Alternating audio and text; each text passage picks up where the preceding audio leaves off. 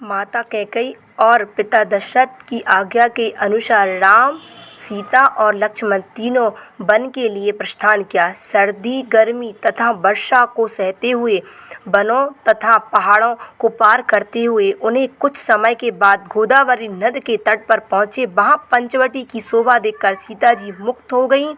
चारों ओर फल फूल से लंबे घने वृक्ष थे, निर्मल जलधारा बह रही थी, पक्षी कलरव कर रहे थे।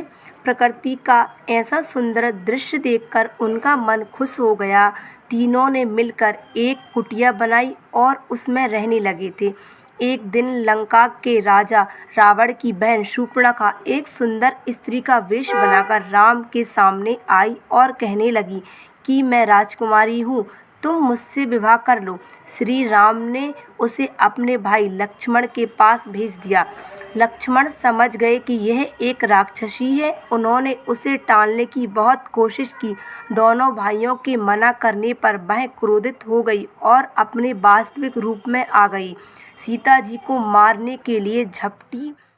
रामचंद्र जी का इशारा पाकर लक्ष्मण जी ने उसके नाक कान काट लिए। इस पर वह क्रोधित होकर विलाप करती हुई अपने भाई रावण के दरबार में पहुंची।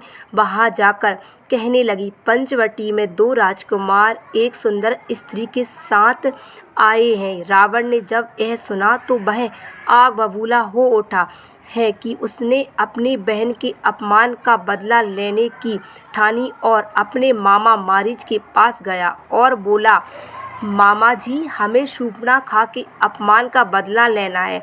आप स्वर्ण मृग का रूप बनाकर मेरे साथ पंचवटी चलिए। मारीच ने बहुत समझाया कि श्री राम से बैर करना अच्छा नहीं है, किंतु रावण नहीं माना। अंत में मारीच ने स्वर्ण मृग बनना स्वीकार कर लिया। स्वर्ण मृग बनकर मारीच पंचवटी आया। सीता ने उसे देखा तो उसके रूप पर मुग्ध हो गईं। इससे पहले उन्होंने सोने का हिरण कभी नहीं देखा था। उन्होंने श्री राम से कहा, देखिए ये स्वर्ण मृग, आप जाइए और इसे मेरे लिए ले आइए। श्री राम ने सीता की रक्षा का भार लक्ष्मण को सौंपा और धनुष बाण लेकर हिरण के पीछे पीछे चले गए।